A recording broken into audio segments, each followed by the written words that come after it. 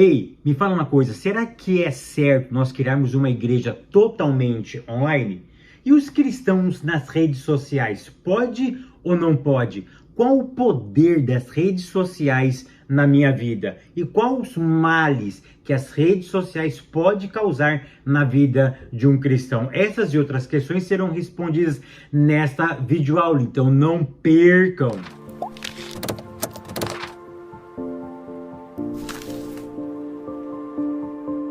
A paz, queridos, que bom estarmos aqui novamente no nosso programa semanal da Escola Bíblica Dominical para darmos sequência na nossa série de estudos bíblicos baseado no tema Os Ataques de Satanás contra a Igreja de Cristo. Para quem não me conhece, eu sou o pastor Fábio Segantin. Se você é novo aqui no nosso canal, não perca essa oportunidade, porque aqui do lado do teu botãozinho vermelho, clica nele e se inscreva, porque toda semana tem um vídeo novo aqui. E se você for um inscrito, o YouTube vai lhe avisar quando eu postar algo novo no nosso canal. E não esqueça também de curtir esse vídeo, de deixar o seu comentário e de compartilhar, porque isso é muito importante. Então curta, comenta, porque vocês observam que eu leio todos os comentários. Todos os comentários sou eu mesmo pessoalmente que leio e compartilha também com outras pessoas. Maravilha? Vamos lá, lição de número 11, que tem como título A Sutileza das Mídias Sociais. Hoje nós vamos falar sobre Instagram, TikTok, YouTube, WhatsApp, e-mails, ou seja, tudo que é rede social. Facebook, nós vamos abordar um pouquinho aqui, tá bom? A questão é o seguinte, será que nós podemos estar nas redes sociais sim ou não? Até que ponto as redes sociais não prejudicam a minha vida e a minha espiritualidade, tá bom? A leitura bíblica em classe se encontra na carta de Paulo aos Romanos, capítulo 12, do verso 1 ao verso de número 3, depois pulamos para o verso 16 até o verso de número 17. Então, o foco é justamente essa ideia. Qual a importância ou qual a relevância das redes sociais dentro da nossa vida? Será que ele afeta ou não afeta a nossa espiritualidade, tá bom? Uma coisa que nós precisamos entender é o seguinte, que as redes sociais é uma realidade. Não tem como nós negarmos essa realidade. É claro que tem pessoas que vão dar essa aula e tem pessoas que não têm afinidade, não gostam de redes sociais. Mas se você levar em consideração que a juventude quase toda ela é da era digital, então nós precisamos abordar esse tema, porque esse tema faz parte da nossa vida, tá bom? Nós não podemos negar o poder do universo online nas nossas vidas, tá bom? E muito menos dentro das nossas igrejas. Ponto 1, a realidade do nosso universo online, tá?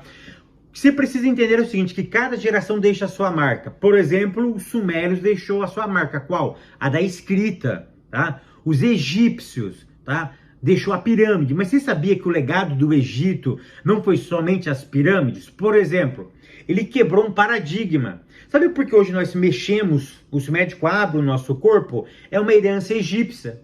Porque quando os egípcios quebrou essa tradição de tocar no nosso corpo e abrir, porque tinha-se uma crença de que a alma estava dentro do corpo. E se você abrisse um corpo humano, a alma sairia, você ia desprender a alma. Então, isso foi um legado até hoje. Se hoje nós temos um avanço da medicina, é graças a essa quebra desse mito, tá bom? Aí, os gregos, qual foi a herança dos gregos para nós? O esporte, a democracia, o teatro, enfim, dentre outras, tá bom? Hoje, tá? Hoje nós estamos vivendo, nós temos a era da informação, a era do conhecimento e temos também o que o nosso autor chama de ciberespaço, tá? Claro que isso é uma nomenclatura já criada na década de 80, mas ganhou muita relevância nesses últimos dias, nesses últimos tempos. Afinal de contas, o que significa esse ciberespaço?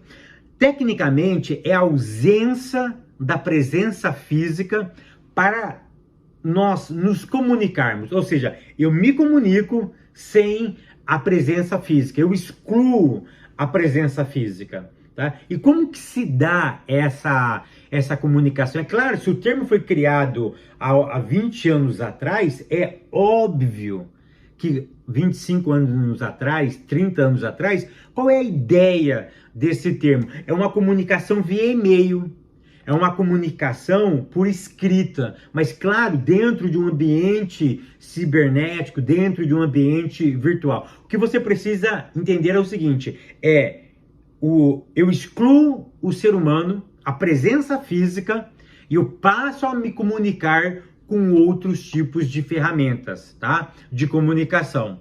Então, daí criou-se essa necessidade e isso foi aclarado na pandemia. Na pandemia, ninguém saía de casa. Então, olha que interessante, muitos pastores passaram a fazer cultos online.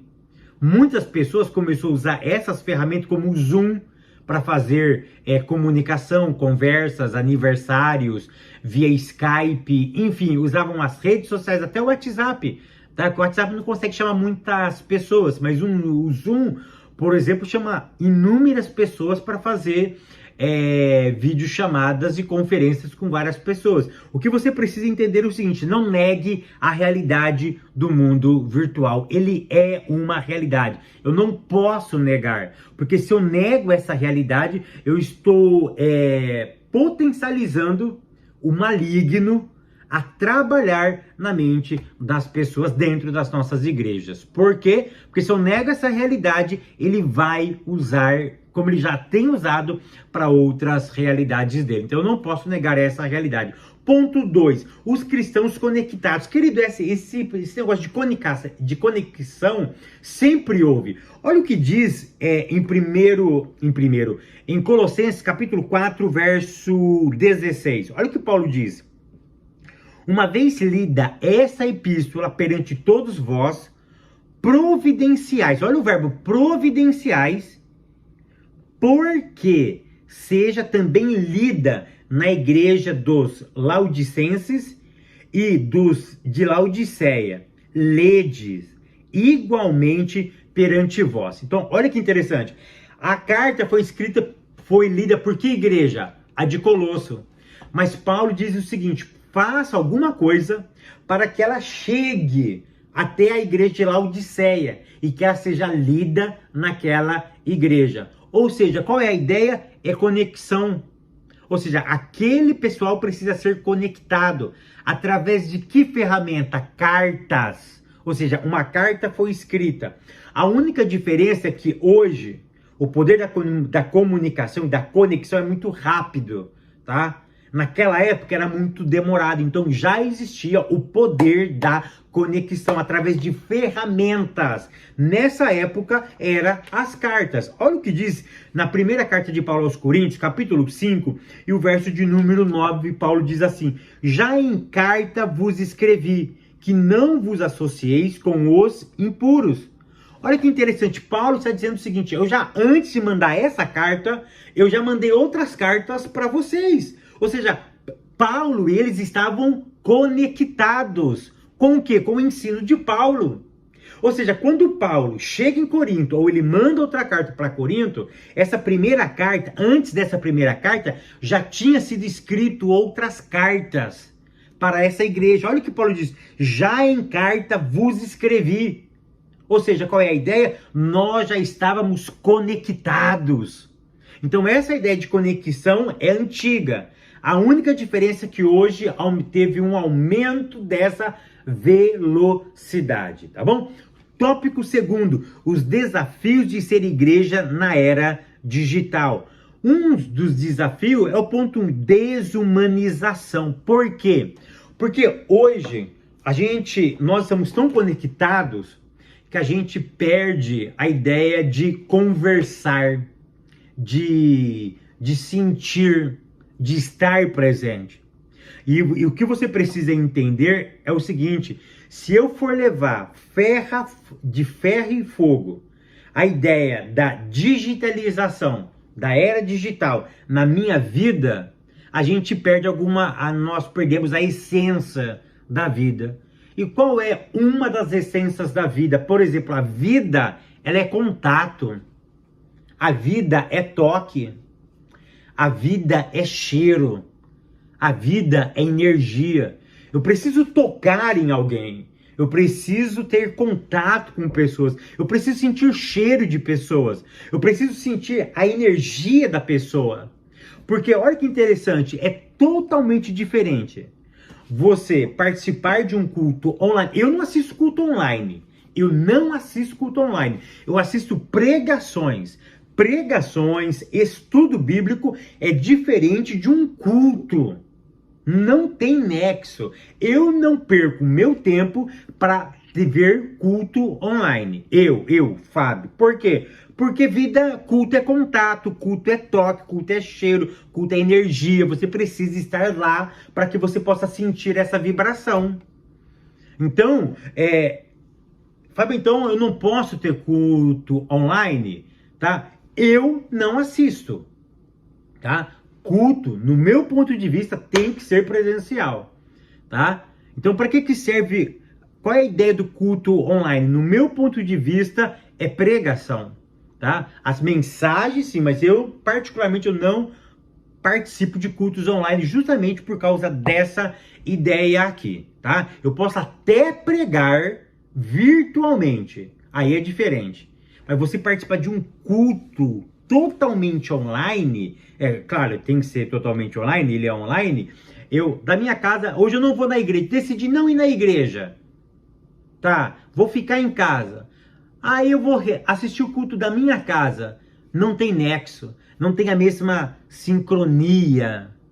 Por quê? Porque precisa ter junção de membros, tá? Então existe uma desumanização. Uma outra coisa, o perigo os desafios de ser igreja na era digital é que eu não estando presente, eu tenho muito mais facilidade de passar uma imagem daquilo que eu não sou. Olha que interessante, dentro da igreja muitas pessoas já mentem, passam a imagem que não são, imagine num ambiente totalmente online. Então eu preciso tomar muito cuidado com isso, tá? Porque eu fiz um vídeo há muito tempo no meu Instagram, onde tem o título Imagens Mentem. Então temos que tomar muito cuidado com as redes sociais, porque ela vai desumanizar e ela vai montar um personagem que não existe, tá? Ponto 2, o mundanismo, tá? Isso é um outro perigo das redes sociais. Qual é? É mundanizar. O que é o mundanizar dentro das redes sociais? Eu preciso ser famoso a todo custo. É pecado ser famoso, Fábio? Não. Olha o que Deus disse para Abraão. Que Abraão seria conhecido. Que Abraão teria sucesso. Olha o que diz Gênesis capítulo 12, verso 1. Ora, disse o Senhor a Abraão, sai da tua terra, da tua parentela e da casa de teu pai, e vai para uma terra que eu te mostrarei. De ti farei uma grande nação, e te abençoarei e te engrandecerei o teu nome. Ou seja, Deus ia tornar o nome de Abraão grande. Nome grande hoje é o quê? Sucesso, famoso. O nome de Abraão seria famoso. É pecado ser famoso? Não. A ideia não é pecado ser famoso. O problema é ser famoso a qualquer custa, sem propósito. Ou seja, a ideia aqui de Abraão, o próprio Deus iria exaltá-lo para que o nome de Deus ficasse na frente. O problema é que nós queremos ser famosos para que o nosso nome seja imponente, para que o nosso nome tenha o brilho, tenha poder, para que o nosso nome tenha valor mercadológico. Então, dentro do mundanismo, dentro desse desejo de ser famoso, eu preciso pensar o seguinte: eu estou sendo relevante ou eu estou sendo espetaculoso? Qual a diferença entre relevância e espetacular? O relevante é o importante, é o indispensável. Já quando eu faço algo espetacular, ou se eu sou espetaculoso, a ideia é de pompa, de ostentar. é de grandiosidade no centro. Então, olha que interessante, eu preciso ser relevante, não ser necessariamente espetaculoso. Então, a minha vida, ela tem que ser relevante, ela tem que ser indispensável. Eu não vivo sem isso. Se tirar isso de mim, eu deixo de ser quem eu sou. Então, a minha vida passa a ser relevante. O espetaculoso, não. Ele tem a ideia de ser importante, mas o grandioso dele é para si, é o egocêntrico. Então eu preciso tomar muito cuidado com isso, tá? Que essa fama, ela não venha a ser algo destrutivo, tem que ser algo indispensável.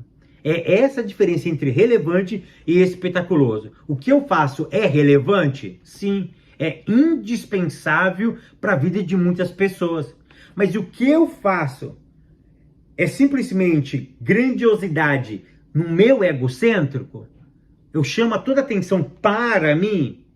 Se eu chamo a atenção para mim, não tem princípio, não tem valor, não tem fã, não tem glória nisso daí, tá bom? Então temos que tomar muito cuidado com esse ponto de vista. Tópico terceiro, a igreja e os pecados virtuais. Ponto 1, o sensualismo. Eu já fiz um vídeo aqui explicando a diferença entre sexo e sexualidade, tá? O que nós não podemos, e uma coisa que tem assim, proliferado, tá? É justamente pessoas, porque pecado sempre vai ser pecado. E é tão interessante que todo pecado, ele nasce no mundo das ideias, ele nasce virtualmente. Quando Davi pecou com Betseba, Davi pecou no mundo virtual. Quando alguém adultera, quando alguém trai, quando alguém... acontece no mundo virtual. Então eu preciso tomar muito cuidado com isso, tá? E as redes sociais veio potencializar essa sensualidade, tanto homem quanto em mulher, tá? Então hoje a exposição do corpo, ela está muito veloz, está muito agressiva, tá? Por quê? Porque se tornou natural. Porque as pessoas entram nas redes sociais, é natural, é comum ter essas coisas. E se é comum, tudo que é comum se torna normal. Mas nem tudo que é normal é aceito na palavra de Deus. Eu preciso tomar cuidado com isso, tá? E as redes sociais, você precisa entender o seguinte, pecado sempre vai ser pecado. Não importa aonde você está fazendo isso. Pecado vai ser pecado, tá? O pecado dentro do mundo virtual é o narcisismo, né? O meu filho tem 16 anos e ele está se tornando um mestre, né? Nessa parte de narcisismo. Ele entende tudo disso aqui. Inclusive, ontem eu até pedi uma aulinha para ele, né? Basicamente, de forma assim, bem básica, o narcisista, ele tem a ideia de cultuar a si mesmo. Mas Freud vai dizer, porque hoje nós falamos que narcisista é algo pejorativo. Mas é tão interessante que Freud vai dizer que eu preciso, para eu me conhecer como ser humano, conhecer a mim mesmo, tá? Eu preciso primeiro me conhecer, eu preciso ter esse autoconhecimento. Depois que eu vou me conhecendo, aí eu vou me relacionando. O problema do narcisista, ou do narcisismo, é quando ele faz um culto a si mesmo. Ou seja, só ele é importante. E é claro que aqui você não vai sair falando quem é e quem não é narcisista. Mas geralmente, ou uma grande parcela dessas pessoas que tudo que faz precisa ter a necessidade de tirar uma selfie e ficar postando nas redes sociais, ele tem, ele tem uma tendência de que ele seja o centro das atenções.